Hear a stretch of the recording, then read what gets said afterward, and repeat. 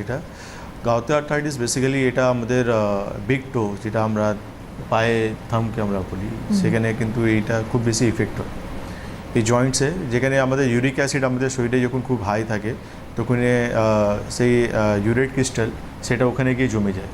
সেটা জমে যাওয়ার জন্য সেখানে কিন্তু আমাদের হাড়গুলো অনেকটা নষ্ট হয়ে যায়, plus pain, swelling, redness, temperature, এইসব সিমটমসগুলো ওখানে দেখা যায়। এবার বলবো যে এই যে গাউটি আর্থ্রাইটিস এর বেসিক্যালি এর উৎস কি, মানে কেন হয় এটা? গাউটি আর্থ্রাইটিস হওয়ার বেসিক্যালি কারণ হচ্ছে ইউরিক অ্যাসিড। ইউরিক অ্যাসিড যখন আমাদের মানে শরীরে বা ব্লাডে আমাদের নর্মাল থেকে যখন বেশি থাকে তখন গিয়ে কিন্তু আমাদের এই গাউটি আর্থ্রাইটিসটা ডেভেলপ করে।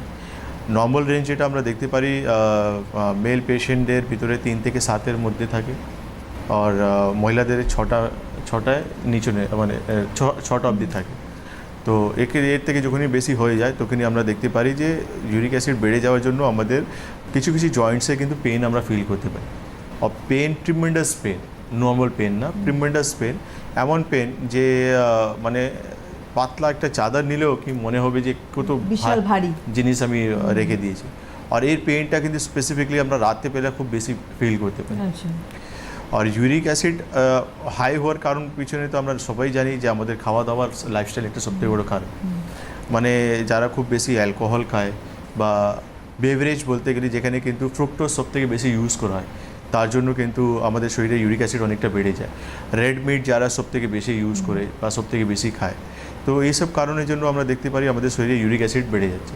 নর্মালি আমাদের শরীর কিন্তু ইউরিক অ্যাসিড এমনিতে প্রডিউস করে অনেকটাই প্রডিউস করে, কিন্তু কি হয় সেটা ব্লাডে আমাদের কিন্তু ডিজলভ হয়ে যায়।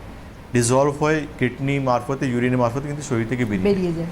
কিছু কারণের জন্য যখন কিডনি নর্মালি ফাংশন করতে পারে না তখন আমরা দেখি আমাদের ইউরিক অ্যাসিড অনেকটা বেড়ে যায়।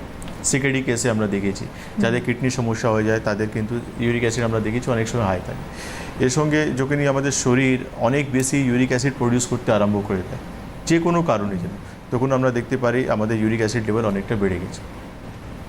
এবার আমি একটা কথা অবশ্যই বলি, যারা যারা গাউটি আর্থ্রাইটিসে ভুগছেন তারা আমাদের এই অনুষ্ঠানে যুক্ত রয়েছেন, তারা ফোন করুন। আপনাদের সমস্যা কি কি হচ্ছে, কতদিন ধরে চিকিৎসা, অন্য প্যাথির চিকিৎসা করাচ্ছেন এবং আপনারা আয়ুর্বেদ চিকিৎসাশাস্ত্রের আওতায় আসতে চাইছেন, এছাড়া আরও অন্যান্য রোগে যারা ভুগছেন তারাও ফোন করুন। আমি আবারও বলছি, আমাদের ফোন নাম্বার এই মুহূর্তে স্টুডিওতে কথা বলার নাম্বার হচ্ছে 6292422341, 6292422342, এই দুটি ফোন নাম্বারে ফোন করতে পারেন।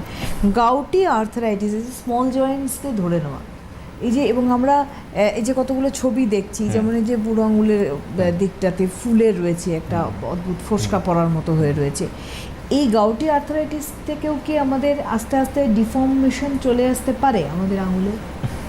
খুব ভালো প্রশ্ন আপনি করেছেন, কেন কি ইউরেট ক্রিস্টাল যেটা থাকে সেটা কিন্তু যে জয়েন্টসের মাঝখানে যখন এটা জমা হয়ে যাচ্ছে সেটা কিন্তু হাড়গুলোকে আমাদের ডিস্টার্ব করছে, হাড়গুলোকে কিন্তু লাইনিংগুলোকে কিন্তু নষ্ট করে দিচ্ছে। তো আলটিমেটলি এটা যখন খারাপ দিকে চলে যাচ্ছে, মানে যখন লাইনিংগুলো ডিস্টার্ব হচ্ছে, নষ্ট হচ্ছে, তখন আমাদের নর্মালি ওখানে একটা ডিফর্মিটি আসার চান্সেস থাকে। প্লাস ইউরিক অ্যাসিড যখন আমাদের শরীরে অনেক বেশি থাকে তখন আলটিমেটলি কিডনি স্টোনও হওয়ার চান্স আমাদের বেশি থাকে। আসবো একটা ফোন নিয়ে আমরা আলোচনা